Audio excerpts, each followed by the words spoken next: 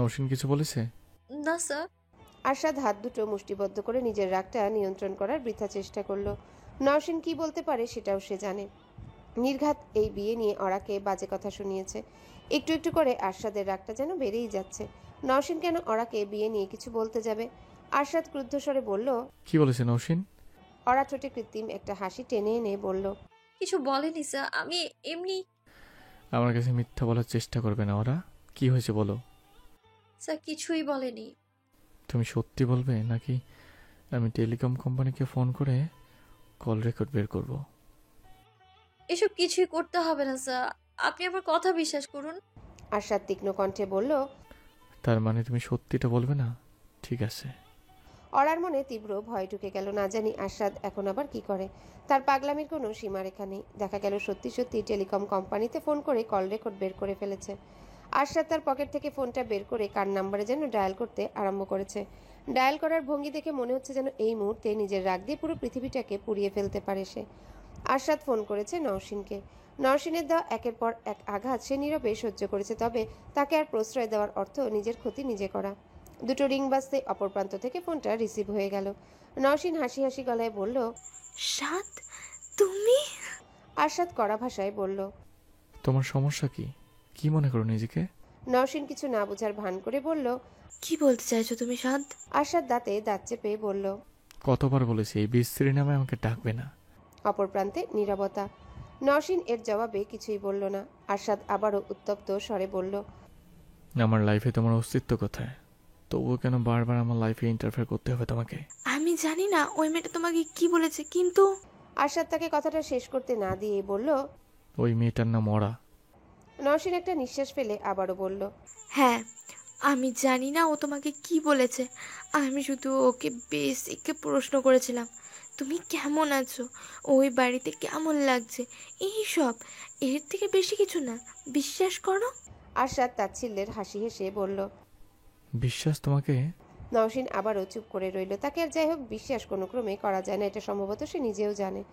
ওরা আমাকে কিছুই বলেনি, কিন্তু আমি খুব ভালো করে জানি তুমি ওকে কি বলেছো। নওশিন আহত গলায় বলল। একটা বাইরের মেয়ের জন্য তুমি আমার সাথে এমন আচরণ করছো? আরশাদ নির্বিকার ভঙ্গিতে বলল। কে তুমি?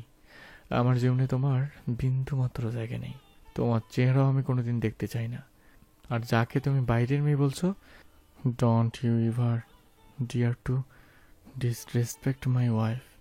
If you do, you will regret that for the rest of your life. দূর থেকে দাঁড়িয়ে আরশাদের কথাগুলো শুনছিল ওরা। আচমকা এই কথাটাই তার সমস্ত অন্তরাত্মা হু হু করে কেঁপে উঠল। বুকের মাঝে হৃদয়টা ভয়ঙ্কর গতিতে নৃত্য আরম্ভ করলো। আরশাদ কি বলল? আরশাদ তাকে নিজের স্ত্রী বলে সম্বোধন করলো আসলেই, নাকি ওরা ভুল শুনেছে? অপর প্রান্ত থেকে নওশিন দৃঢ় গলায় বলল। আর আমি তোমার বাচ্চার মা। ওই একটা কার্ড আছে তোমার কাছে, কথায় কথায় বাচ্চার মা কার্ড প্লে করো। ভুলে যাও না, কেউ বাচ্চার মা হলেই তার 7 গুণ মাপ হয় না। ও আচ্ছা, তাহলে কথাটা ওই বাড়িতে যাবে না? যতদিন পর্যন্ত ওই মেয়েটা তোমার বাড়িতে আছে ততদিন পর্যন্ত না। আরশাদ জোর গলায় বলল। কথা আসবে, কালকেই আসবে, দেখি তুমি কি করতে পারো। আরশাদ নিমিষেই ফোন কেটে দিয়ে সোজা সিঁড়ি বেয়ে দোতলায় উঠে গেল। রাগ তার থেকে ঝরে পড়ছে। ধপ করে সোফায় বসে পড়ল ওরা। 10 মিনিটের ব্যবধানে প্রচুর ধকল গেছে তার মস্তিষ্কের উপর। প্রথমে নওশিনের ওই কড়া ভাষায় কথাগুলো, তারপরে আবার আরশাদের তাকে স্ত্রী বলে সম্বোধন করা। আচ্ছা, আরশাদ কি মন থেকে তাকে স্ত্রী বলে সম্বোধন করলো? না, তা হয় নাকি? নিশ্চয়ই নওশিনকে রাগিয়ে দেওয়ার জন্য এমন কথা আরশাদ বলেছে। আরশাদ ওরাকে নিজের সব থেকে ভালো বন্ধু বলে মনে করে, এর থেকে বেশি কিছুই না। ডিভোর্সের মানে তো একে অপরের থেকে চিরকালের জন্য আলাদা হয়ে যাওয়া। ওরা দেখেছে আরশাদ ডিভোর্সের পর থেকে নওশিনকে একেবারেই মাথা ঘামায় না। সে কি করলো, কোথায় গেল, এসব নিয়ে বিন্দুমাত্র মাথা ব্যথা নেই আরশাদের। তবে নওশিন তার একেবারেই বিপরীত। তার সকল আগ্রহের কেন্দ্রবিন্দু যেন আরশাদ। ওরা কথাকে আনতে যতবারই গাজীপুরে গেছে ততবারই আরশাদকে ঘিরে হাজারো প্রশ্ন ছুড়ে দিয়েছে নওশিন তার দিকে। কিন্তু কেন? তাহলে কি নওশিন ডিভোর্সের পরেও ভুলতে পারেনি তাকে? প্রকৃতপক্ষে পেরেছে। আরশাদের প্রতি ভালোবাসা জাতীয় কোনো অনুভূতি তার কাজ করে না। মূলত নিজের স্বার্থেই আরশাদের ব্যক্তিগত জীবনের প্রতি তার এত আগ্রহ। নওশিন আজও আশা করে কোনো এক জাদুর বলে আরশাদ ফিরে যাবে তার জীবনে, আবারও নতুন করে সাজিয়ে দিবে তার ভেঙে পড়া ক্যারিয়ার। এজন্যই ওরার সঙ্গে আরশাদের আচমকাই বিয়েটা তার মেনে নিতে এত কষ্ট হচ্ছে। সূর্য ডুবে গেছে, তবুও খানিক উজ্জ্বলতা ছড়িয়ে আছে চারিদিকে। ছাদের দোলনায় ক্লান্ত ভঙ্গিতে বসে আছে অরা। নওশিনের বলা কথাগুলো এখনো মাথা থেকে ঝেড়ে ফেলতে পারছে না সে নাকি চিরকাল আরশাদের জীবনে দ্বিতীয় নারী হয়ে রবে। আচ্ছা, অরা না হয় 1 বছর পর চলে যাবে আরশাদের জীবন থেকে, কিন্তু আরশাদ যদি সত্যিকার অর্থে কাউকে পছন্দ করে বিয়ে করত, তাহলে কি তাকে এই কথা বলতো নওশিন? জীবন কোনো প্রতিযোগিতা নয় যে প্রথম নারী জিতে যাবে, দ্বিতীয় নারী হারবে। আরশাদের জীবনে প্রথম নারী হয়ে কি করেছে নওশিন? তাকে ভালোবাসতে পেরেছে নাকি তার ভালোবাসার সম্মান করতে পেরেছে? এমন প্রথম নারী হওয়া কোনো গৌরবের বিষয় বলে তো মনে হয় না। আরশাদ ছাদে এলো, নিঃশব্দে এসে বসলো অরার পাশে। অরা মুখ ঘুরিয়ে তাকাতেই কয়েক মুহূর্তের জন্য চোখাচোখি হলো দুজনার, তবে সেটা কয়েক মুহূর্তের জন্যেই। আরশাদের চোখ দুটো আকাশের দিকে চলে গেল। অরাও তার দৃষ্টি অনুসরণ করে তাকালো আকাশের দিকে। পশ্চিমের রক্তিম আকাশে এক ঝাঁক পাখি উড়ে যাচ্ছে। এরা কোন পাখি? অরার জানতে খুব ইচ্ছে করছে। আরশাদকে জিজ্ঞাসা করবে? না থাক, আরশাদের সঙ্গে নীরবতায় কাটানো এই মুহূর্তগুলো তার কাছে খুব দামি। আরশাদ হুট করে নীরবতা ভঙ্গ করে শুকনো গলায় বলল, তুমি মন খারাপ করো না ওরা। অরা মলিন হাসি হেসে বলল, না স্যার, মন খারাপ করছি না। ওই ভিডিও ভাইরাল হওয়ার পর অনেক মানুষের অনেক কথা শুনতে হয়েছিল আমায়। আমি মোটামুটি অভ্যস্ত। আরশাদ ছোট্ট দীর্ঘশ্বাস গোপন করে বলল, এই মানুষটাকে আমি ভালোবাসিনি জানো। মিথ্যা ছাড়া যে কথা বলতে পারে না, প্রতিটা মুহূর্তে মানুষের সামনে যাকে অভিনয় করতে হয়, এমন মানুষকে কে ভালোবাসবে? আমি যাকে ভালোবাসিছিলাম সে ছিল একদম আলাদা। I kind heart and all. সময় মানুষকে বদলে দেয়। আমার ভালোবাসাটা ভুল ছিল। মানুষ তার ইচ্ছে করে ভালোবাসে না, কাউকে ভালোবেসে ফেলে। তা ঠিক, ভুল মানুষকে ভালোবেসে ফেলেছিলাম, যার জন্য আজ পর্যন্ত। ভালোবাসার অনুভূতি যেমন সুখময়, তাকে হারিয়ে পাওয়া যন্ত্রণা ঠিক ততটাই তীব্র। ভালোবাসা হারিয়ে একদল মানুষ মনে করে আমার ভালোবাসা যদি ফিরে আসতো, আর আরেক দল মনে করে ওই ভালোবাসা যেন জীবনেও ফিরে না আসে। আরশাদ দ্বিতীয় দলের সদস্য। ভালোবাসা নামক অনুভূতিটা যদি সুন্দর হোক না কেন, এ জীবনে একবার ভালোবেসে যে পরিমাণ যন্ত্রণা তাকে সহ্য করতে হয়েছে, তাতে আর ভালোবাসার শখ মিটে গেছে। আরশাদ হঠাৎ কি যেন মনে করে বলল, ওরা শোনো, তুমি কখনো ভুল মানুষকে ভালোবাসবে না। কি করে বুঝবো কেউ ভুল না ঠিক? বোঝা যায়। এইসব ক্ষেত্রে প্রতিটা মানুষের একটা সিক্স সেন্স কাজ করে। আপনার করেনি? করেছিল, কিন্তু নিজের সিক্স সেন্সকে নিজেই পাত্তা দেয়নি। ওরা বিভ্রান্ত গলায় বলল, বুঝলাম না। নৌশনে ছোট ছোট কিছু ব্যাপার ছিল যেগুলো সাধারণ দৃষ্টিতে দেখলে তেমন বড় কোনো সমস্যা ছিল না, কিন্তু ওই ছোট ছোট সমস্যাগুলি পরবর্তীতে ভয়ানক রূপ নেয়। যেমন? আরশাদ খানিক ভেবে বলল, যেমন ও আমার কাজে কখনো অ্যাপ্রিসিয়েট করতো না। আমার কোনো সিনেমা হিট হলে বা দর্শকের প্রশংসা পেলেও ও তেমন তা পছন্দ করতো না। ওরা অবাক কণ্ঠে বলল, সে কি? তারপর আবার যখনই শুটিংয়ের সময় আসতো তখনই কেমন যেন অন্যরকম হয়ে যেত। আমার মনে হয় তো শুটিংয়ে গিয়ে বিরাট কোনো অন্যায় করেছি। এটা কেমন কথা স্যার? কাজ তো মানুষকে করতেই হবে। কাউকে অসম্ভব ভালোবাসলেও নিজের সবটুকু সময় তাকে দেওয়া তো সম্ভব না। আমার কি মনে হয় জানো? কি? ওর ভেতরে এক ধরনের জেলাসি কাজ করতো। জেলাসি? স্বামী স্ত্রী একই ফিল্ডে কাজ করলে এমন জেলাসির সৃষ্টি হতে পারে। আমি প্রতিনিয়ত শুটিং করছি, আমার সিনেমায় হিট হচ্ছে, অথচ তখন নৌসিন সেরকম কাজ করছিল না। ওর সিনেমাগুলো সেভাবে ব্যবসা সফল হচ্ছিল না, তাই হয়তো এই ধরনের জেলাসি ওর ভিতরে কাজ করতো। হয়তো। আরশাদ প্রসঙ্গ পাল্টানোর উদ্দেশ্যে বলল, বাদ দাও, আমি ওকে নিয়ে কোনো কথাই বলতে চাই না। তার কোনো অস্তিত্ব আমার জীবনে নেই। তোমাকে যেতে হবে না, কাল আমি কি কথাকে নিয়ে আসবো। ওরা শুকনো এক ঢোক গিলে বলল, এতটা পথ আপনি ড্রাইভ করবেন? না, জহির সঙ্গে যাবে। আজ আমার ড্রাইভ নিয়ে তোমার এত ভয় কেন বলো তো? আমি তো আগে থেকেই ভালো ড্রাইভ করি। তাও ভয় লাগে স্যার। সেবার অ্যাক্সিডেন্ট করে কি একটা অবস্থা মনে নেই? হাতে পায়ে কতগুলো সেলাই লেগেছিল।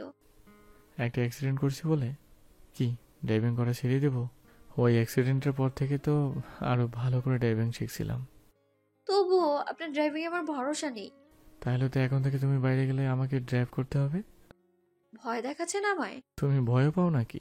আচমকায় হাসি ফুটে উঠল অরার ঠোঁটে। খিলখিল করে হেসে উঠেছে মেয়েটা। আরশাদ এক দৃষ্টিতে তাকিয়েছে সেই হাসির দিকে। আজ সারাদিন পর আবারও ঠোঁটে প্রকৃত হাসি দেখল সে। এই হাসিটা তেই তাকে সব থেকে ভালো মানায়। বিকেলের এই সময়টা অদ্ভুত সুন্দর। সূর্যের তীব্রতা কমে আসে, আকাশে নাম না জানা পাখির ঝাঁ করে বেড়ায়, মিষ্টি একটা বাতাস অনুভূত হয়। আশাদের বাড়ির বিশাল বাগানে ঘাসের উপর বসে আছে সে, তার কোলে কথা। মলিন সূর্যটার আলো এসে পড়েছে তার মুখের উপরে। মেয়েটাকে আজ সত্যি প্রিন্সেসের মতো লাগছে। কথা অবাক দৃষ্টিতে তাকিয়ে আছে আকাশের দিকে, তার দৃষ্টি আকাশে উড়ন্ত এক ঝাঁক পাখির দিকে আবদ্ধ। কথা হঠাৎ কি যেন মনে করে কৌতূহলী গলায় বলল, আচ্ছা বাবা, আমি উঠতে পারি না কেন?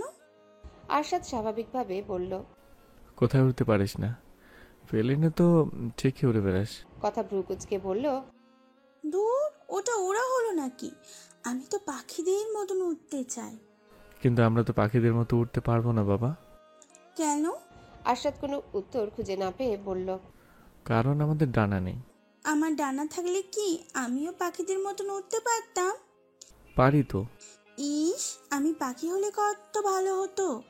আরশাদ সুন্দর করে বুঝিয়ে বলল, পাখি উঠতে পারলেও মানুষের ক্ষমতা তার থেকে অনেক বেশি।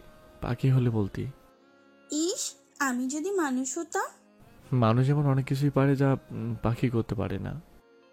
তাই মানুষ কি কি পারে বাবা? সেটা জানতে হলে তো তোকে আগে আরো বড় হতে হবে। আমি কবে বড় হব? কালকে? কথা এমন প্রশ্নে হেসে ফেলল আরশাদ। তাকে সচরাচর হাসতে দেখা যায় না, গেলেও সেই হাসিগুলো হয় না প্রকৃত হাসি। তবে কথাকে পেলে তার ঠোঁটে এমন হাসি ফুটে উঠতে বাধ্য। এরই মাঝে বাগানে আগমন ঘটল অরার। তার হাতে একটা ট্রেতে তার এবং আরশাদের জন্য কফি আর কথার জন্য মিল্কশেক। অরা ট্রে নামিয়ে রেখে নিচে ঘাসের উপর বসতে বসতে বলল, কি কথা হচ্ছে আপনাদের? কথা ব্যাকুল কণ্ঠে বলল, দেখো না, ওরা আমার বাবাকে জিজ্ঞাসা করেছি আমি কবে বড় হব, আর বাবা হাসছে। অরা হাসি মুখে বলল, বড় হতে হবে কেন? ছোট থাকাই তো মজা। কথা অবাক হয়ে বলল, তাই নাকি? হুম, বড়দের অনেক কাজ করতে হয়, অনেক টেনশন করতে হয়। ছোটদের তো আর সেসব টেনশন নেই। তারা চাইলেই গেম খেলতে পারে, টিভি দেখতে পারে, তাই না? তাই তো। তাহলে কি আমি বড় হব না? একদমই না, সবসময় এরকম থাকবে। এখন লক্ষ্মী মেয়ের মতো মিল্কশেকটা শেষ করে ফেলো তো সোনা। ছবি আঁকতে আঁকতে খাই। হুম। কথা আরশাদের কোল থেকে নেমে তার মিল্কশেক নিয়ে চলে গেল ছবি আঁকার সরঞ্জামগুলোর কাছে। কথা এই বাড়িতে এসেছে গতকাল। আরশাদ আগে থেকেই তার জন্য বেশ অনেক রং পেন্সিল আরও হাবিজাবি ছবি আঁকার সরঞ্জাম এনে রেখেছিল। ওগুলো দেখার পর থেকে একের পর এক ছবি এঁকেই যাচ্ছে কথা। এমনকি জিনিসগুলো বাগানেও নিয়ে এসেছে ছবি আঁকবে। ওরা কথার দিকে তাকিয়ে থেকে হাসি হাসি গলায় বলল, বিরাট আর্টিস্ট হবে আপনার মেয়ে। আরশাদ তার কফির কাপে চুমুক দিয়ে বলল, তোমার তাই মনে হয়? হুম, আপনার কি মনে হয়? আরশাদ কিছুক্ষণ ভেবে বলল, আমার তো মনে হয় কথা অ্যাথলিট হবে। অ্যাথলিট? ওর মধ্যে একটা স্পোর্টি স্পিড দেখতে পাই। আবার মাঝে মাঝে মনে হয় কথা ভিন্ন ফিল্ডে যাবে, সায়েন্টিস্ট টাইপের কিছু হবে। ওরা আগ্রহ নিয়ে বলল, আপনি চান না কথা আপনার মতো অভিনয় করুক? আরশাদ নির্বিকার ভঙ্গিতে বলল, না, চাইলে করবে, না চাইলে কোনো জড়জড়ি নেই। আমি চাই ওর যা ইচ্ছা তাই হবে। আচ্ছা স্যার, ছোটবেলায় কি হতে চেয়েছিলেন? আরশাদকে উত্তরটা ভাবতে এক মুহূর্ত অপচয় করতে হলো না, সঙ্গে সঙ্গে সে বলল। ক্রিকেটার। ওরা হতভম্ব হয়ে বলল, সত্যি? স্কুলের ক্লাবের রেগুলার ক্রিকেট খেলতাম। আমি ছিলাম আমাদের টিমের ক্যাপ্টেন, খুবই অ্যাগ্রেসিভ ক্যাপ্টেন। আমি ওপেনিং ব্যাটিং করব, আবার ওপেনিং বোলিংও আমি করব। আপনি অলরাউন্ডার ছিলেন? প্লেয়ার হিসেবে প্রচুর অ্যাগ্রেসিভ ছিলাম। বেশিরভাগ সময় আমার ঝগড়া বাঁধত আম্পায়ারের সঙ্গে। আমাকে আউট দিলেও ওকে মারার জন্য দৌড় দিতাম। আরশাদের চোখ দুটোতে যেন স্পষ্ট ফুটে উঠেছে তার ছোটবেলার মজার স্মৃতিগুলো। যে ওই চোখ দুটোর দিকে তাকাবে সেই দেখতে পারে সমস্ত স্মৃতি। ইদানিং ওই চোখ দুটোর দিকে তাকানোর সাধ্য হারিয়ে ফেলেছে ওরা। আরশাদের চোখের দিকে তাকিয়ে তার মনের মাঝে হাজারো প্রজাপতি উড়ে বেড়ায়। বুকের মাঝে হৃদয়টা প্রচণ্ড গতিতে লাফিয়ে ওঠে। নিজেকে সামলে নিয়ে ওরা বলল, তারপর? আরশাদ মলিন স্বরে বলল, তারপর আর কি, স্কুল শেষ হয়ে গেল, আমার ক্রিকেটও শেষ হয়ে গেল। ইচ্ছা ছিল ন্যাশনাল টিমের জন্য খেলবো, কিন্তু হলো না। কিন্তু স্যার, ন্যাশনাল টিমের প্লেয়ারদের তো ফেমাস হতে হয়, আপনি তো কখনো ফেমাস হতে চাননি। এটা তো ভেবে দেখিনি। ওরা কৌতূহল নিয়ে বলল, স্কুলে পর আর কন্টিনিউ করলেন না কেন? আমার বাবা তখন কেবল আমাদের ছেড়ে অস্ট্রেলিয়া চলে গিয়েছিল। একে তো এত বড় একটা ধাক্কা, তার উপরে মামাদের কাছে থেকে নেওয়া ধার কি করে শোধ করব, তাই ভেবে মায়ের রাতের ঘুম হারাম। পড়াশোনাতে ঠিকমতো মন বসতো না। আর ক্রিকেট। ওরা চুপ করে রইল। আরশাদ বলল, তুমি কি হতে চেয়েছিলে? ওরা কিছুটা ভেবে বলল, আমি ছোটবেলায় কখনো স্বপ্ন দেখার সুযোগই পাইনি। তবে আমার মা যখন চিকিৎসার অভাবে মারা গেল, তখন আমার ইচ্ছে হতো বড় হয়ে ডক্টর হব। ভাবতাম আমি যখন ডক্টর হব, তখন দেশে কাউকে আর চিকিৎসার অভাবে মারা যেতে হবে না। কিন্তু পরে বুঝেছি ডক্টর হওয়ার জন্য কঠিন সাধনা করতে হয়। আমি ভালো স্টুডেন্ট হলেও হার্ড ওয়ার্ক করতে পারতাম না, তাই 9-এ উঠে আর সায়েন্স নেইনি। একটা ব্যাপার খেয়াল করছে ওরা? কোন ব্যাপার স্যার? আমাদের স্বপ্নগুলো কখনো কখনো পরিবারের কারণে ভেঙে যায়। আমার স্বপ্ন যেমন গিয়েছিল, ওরা তুমি তো স্বপ্ন দেখার সুযোগই পাওনি। আসলেই? এই জন্য আমি চাই কথা যা ইচ্ছা সে তাই করুক। ছবি আঁকা শেষে তাদের দিকে উচ্ছ্বসিত ভঙ্গিতে ছুটে এলো কথা। তার ঠোঁট জুড়ে হাসির ছড়াছড়ি। হাসতে হাসতে কথা ছবিটা আরশাদের দিকে বাড়িয়ে দিয়ে বলল, বাবা দেখো। আরশাদ ছবিটা হাতে নিয়ে গভীর মনোযোগ দিয়ে দেখতে লাগলো। ছবিতে একটা পালতোলা নৌকা নদীতে ভেসে বেড়াচ্ছে। নৌকায় বসে রয়েছে তিনজন। তাদের সকলের মুখে প্রচ্ছন্ন একটা হাসি। ওরা মুগ্ধ গলায় বলল, ও মা, কি সুন্দর হয়েছে। এটা কে কে? কথা আঙ্গুল দেখিয়ে বলল, এটা আমি, এটা বাবা, আর এটা ওরা। এবারই দোতলায় আরশাদের ঘর এবং বিশাল লাইব্রেরি ঘর ছাড়াও আরও দুটো ঘর রয়েছে। তার একটা বর্তমানে সাজানো হচ্ছে কথার ঘর হিসেবে। কথার দীর্ঘদিনের অভিযোগ, এই বাড়িতে তার নিজের কোনো ঘর নেই। সেই অভিযোগের ভিত্তিতে আরশাদ এই ঘরটাকে কথার ঘর হিসেবে নতুন করে সাজিয়েছে। দেয়াল জুড়ে তার পছন্দের কার্টুনের ওয়ালপেপার লাগানো হয়েছে। ঘরের এক কোণে তার সব খেলনার পুতুলগুলো রাখা হয়েছে, যাতে কথা সেখানেই তার খেলনা ছড়িয়ে ছিটিয়ে খেলতে পারে। নতুন একটা স্মার্ট টিভি আনা হয়েছে। দিনরাত কার্টুন ছাড়া কথার মন টেকে না। এছাড়াও সবুজ রঙের সুন্দর একটা স্টাডি টেবিল আনা হয়েছে। কথার পছন্দের রং সবুজ, যদিও বাবার কাছে এসে কথা কখনো পড়তে বসে না, তবুও যাতে তার ইচ্ছা হলে এখানে বসে পড়তে পারে বা ছবি আঁকতে পারে, সেজন্যই এই টেবিল। আজকালকার স্মার্ট টিভিগুলোয় আবার গেমও খেলা যায়। কার্টুন দেখে বিরক্ত হয়ে গেলে কথা টিভিতে গেম খেলে। আরশাদ বিছানায় বসে তার জন্য গেমগুলো ইনস্টল করে দিচ্ছে। আর ওদিকে এ পর্যন্ত কথা যতগুলো ছবি এঁকেছে সবগুলো ওরা ছোট ছোট ফ্রেমে ভরে দেয়ালে ঝুলিয়ে রাখতে ব্যস্ত। কথা অবাক চোখে দুজনার কাজ দেখছে। কাজের ফাঁকে ওরা হাসি মুখে বলল, কথা, তোমার নতুন ঘর পছন্দ হয়েছে? কথা উৎফুল্ল ভঙ্গিতে বলল। খুব পছন্দ হয়েছে ওরা। আরশাদ আত্মবিশ্বাসী ভঙ্গিতে বলল, পছন্দ তো হতেই হবে, বাবা ডিজাইন করেছে বলে কথা। ওরা বলল। আমিও হেল্প করেছি। কথা হঠাৎ কি যেন মনে করে বলল, আচ্ছা ওরা, তুমি কি সত্যি সত্যি এখন থেকে এই বাসায় থাকবে?